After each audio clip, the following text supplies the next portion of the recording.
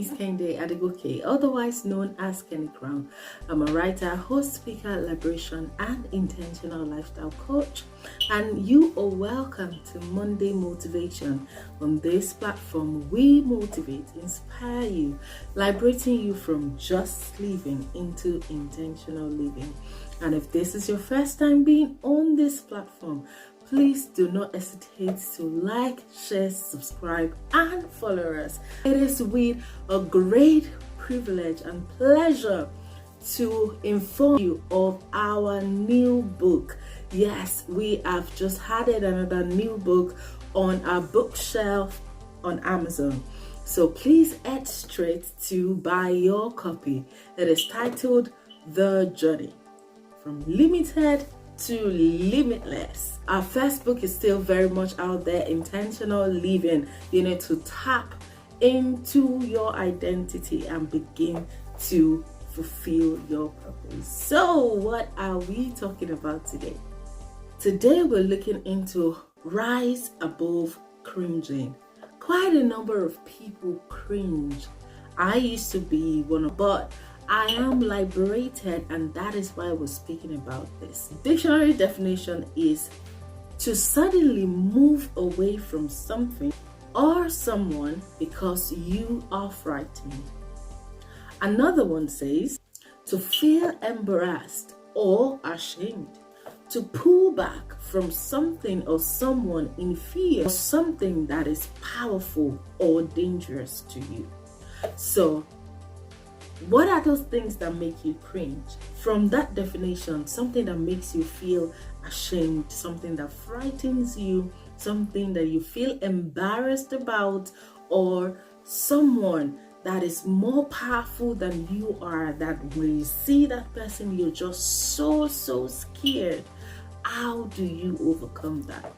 But today, we will be focusing on those things that frightens you or that keep you be in a particular position for a very long time because you're scared of what the next level look like, or you're scared about what is gonna come out of it, or you're scared of that thing looks so big and you can just view yourself as so little next to that thing.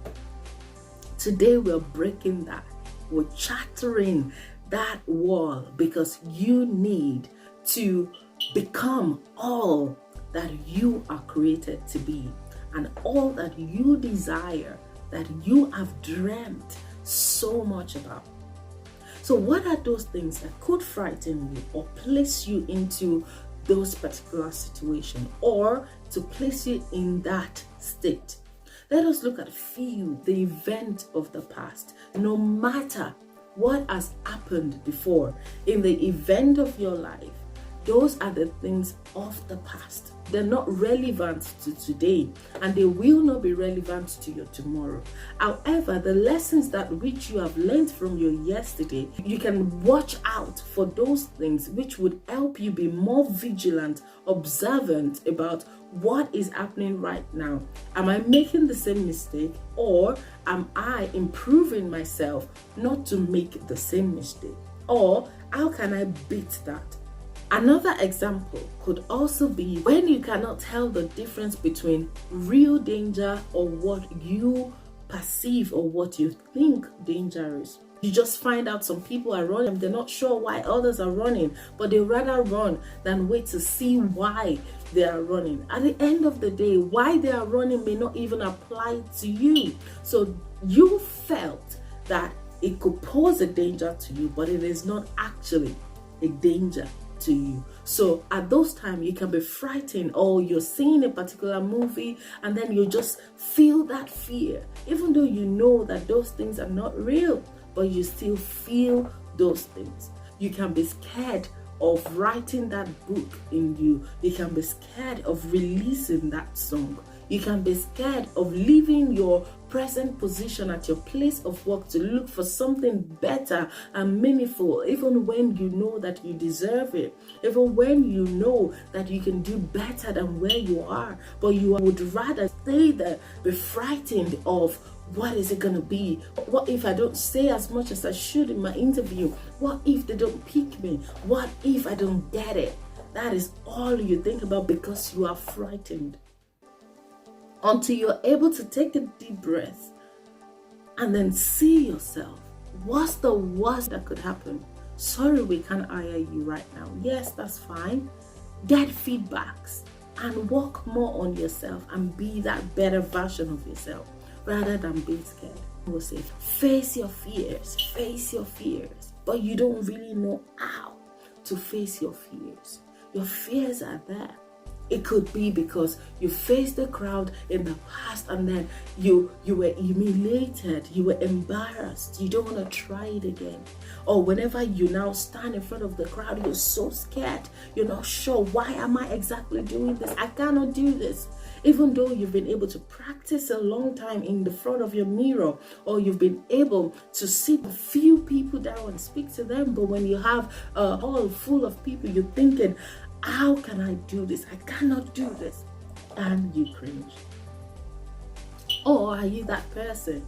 No one has even said anything, but you are you're thinking about the worst about yourself. You're not good enough. You're not this. You're not that. You have to be kind to yourself.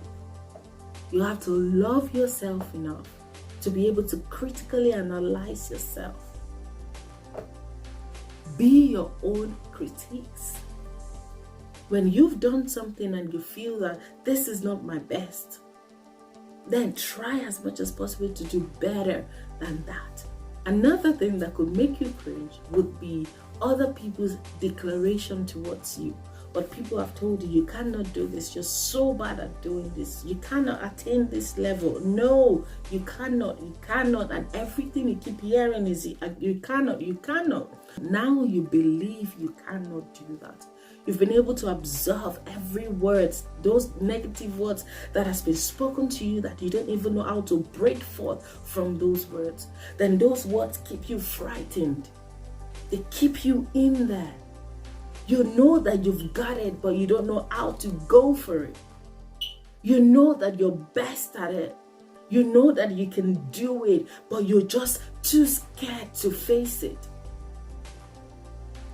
Therefore, you cringe and then you cry in silence. What does cringing do to you? Cringing makes you feel intimidated. It disqualifies you. Nobody wants to give anyone who is frightened a chance. Fear says that you are indebted to that particular thing, or you're subjected to that thing until you're able to break it and tell fear who is the boss. Then you can start winning. Cringing places you in confinement where you will not be able to break free and become all that you are supposed to be. It keeps you bound in a particular place. You want to jump, you just can't jump. You want to move, you just can't move. You want to speak, you cannot just open your mouth because you're filled with fear, embarrassed, ashamed, or because you thought that you will be embarrassed.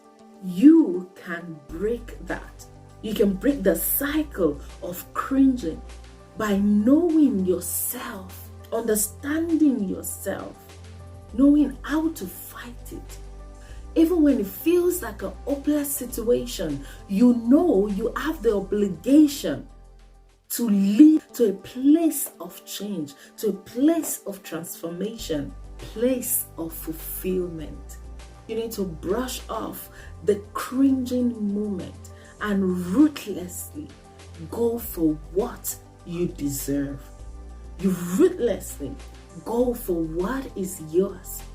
Run as fast as you can and possess all that is yours. It is yours.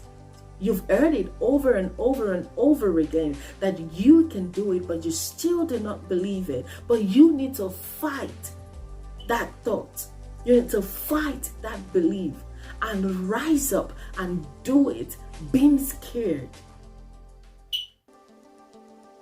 and fulfill all that you are meant to fulfill.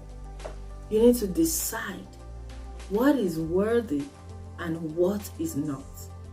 Whatever is not worthy, you dig them out and then you replace them with things that are worthy, things that would empower you, things that will elevate you, things that will motivate you, things that would inspire you, things that would expose you to becoming all that you are meant to be. So till I see you again next week, rise above cringing. Work on your thoughts, your emotions, your actions, and start living a fulfilled life. Bye now.